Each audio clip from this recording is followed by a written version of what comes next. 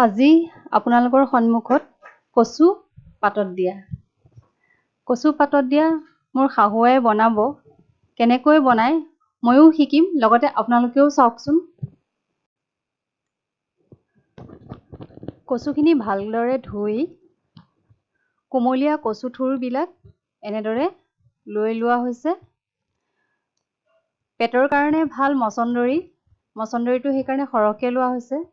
কণবিলাহী লোৱা হৈছে, জলকীয়া, পিঁয়াজ, আদা আৰু নহৰু, লগতে নিমখ আৰু মিঠাতেল। কলপাতখিলা লেৰেলাই লোৱা হৈছে। লেৰেলাই নল'লে মচমচীয়া হৈ যদি থাকে তেন্তে ভাঙি যোৱাৰ চান্স থাকে, সেয়েহে অকণমান লেৰেলাই লোৱা হৈছে। এতিয়া কলপাতখিলাত কচু থুৰখিনি দি দিয়া হৈছে, মচন্দৰীখিনি দি দিয়া হৈছে, আৰু এইয়া দেখিছেনে, এতিয়া দিয়া হ'ব কণবিলাহী দি দিছে। এয়া কণবিলাহী দি দিছে। মায়ে বৰ লাহে লাহে কৰে, কিন্তু বৰ সোৱাদ হয় জানেনে। খাদ্যবোৰ আপোনাৰ ইমান ধুনীয়াকৈ ৰান্ধে নহয়, আমি এনেদৰে ৰান্ধিবই নাজানো। এতিয়া জলকীয়া দি দিছে, কাটি থোৱা আদাখিনি দি দিছে, আদা, নহৰু আৰু পিঁয়াজ।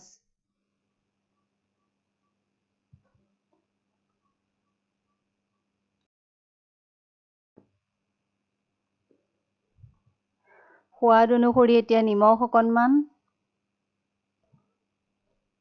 আৰু ওপৰত কেঁচা মিঠাতেল, এনেদৰে দি দিছে। কিমান ধুনীয়া লাগিছে দেখিছেনে। কচু, মচন্দৰী, পিঁয়াজ, আদা, নহৰু, বিলাহী, জলকীয়াৰ তাৰ কম্বিনেশ্যনটোৱে বৰ ধুনীয়া হৈছে দেখিছেনে। এতিয়া কলপাতখিলা ধুনীয়াকৈ মেৰিয়াই দিছে, লগত ময়ো সহায় কৰি দিছোঁ, কিয়নো অকলেতো নোৱাৰি কলপাতখিলা হেৰি কৰিবৰ কাৰণে, গতিকে মই লগত সহায় কৰি দিছোঁ মাৰ লগত। এনেদৰে ভালদৰে গাঁঠি দি দিয়া হৈছে যাতে সুলকি নাযায়। এইয়া দেখিছেনে, 2-3টা গাঁঠি দি দিয়া হৈছে। এতিয়া আমাৰ পাতত দিবৰ কাৰণে ৰেডি হৈ গৈছে।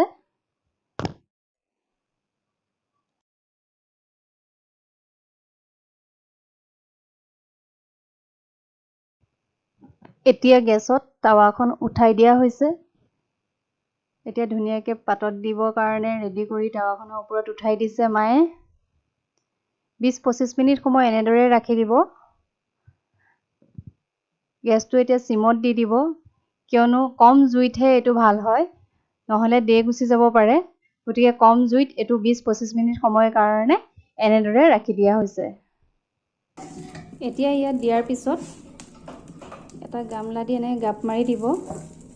তেতিয়া ইয়াৰ পৰা যিটো পানী ভাপ হৈ ওলাব, তাৰ পানীটো তাতে পৰিব। পৰাৰ লগে লগে সোৱাদটো বেলেগ হৈ যাব।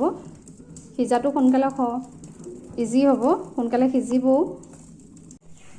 এইয়া এক চাইড আমাৰ হৈ গৈছে এফাল। এতিয়া আমাৰ লুটিয়াই দিছোঁ, দেখিছেনে কিমান ধুনীয়া সুগন্ধি এটা আহিছে নহয়।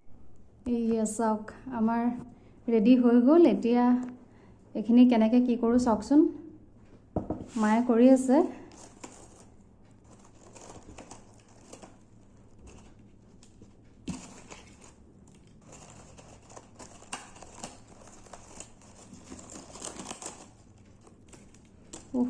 কি ধুনীয়া গোন্ধ ওলাইছে নহয় ইয়াৰ পৰা। কচু, মচন্দৰী, আদা, নহৰু গোন্ধই একদম পূৰা পেট পকাই গৈছে, দেখিছেনে বাৰু। ৱাও, কি ধুনীয়া হৈছে নহয়। এইয়া অকণমানকৈ দেখিছেনে। এইয়া চাওক চাওক চাওক, আহা হা।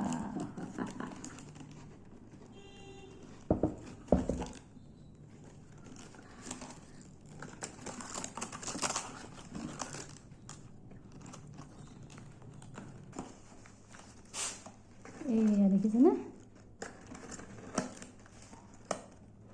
ৱাও, গোন্ধ চাওক, গোন্ধ এদিন বনাই খাব।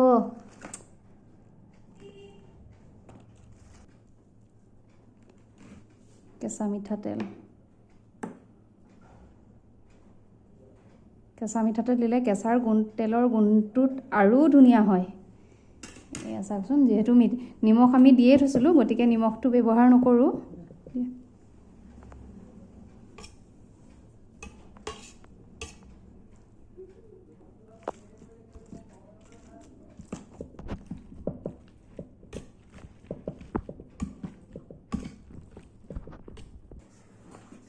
এইয়া আমাৰ পাতত দিয়া কচু ৰেডি।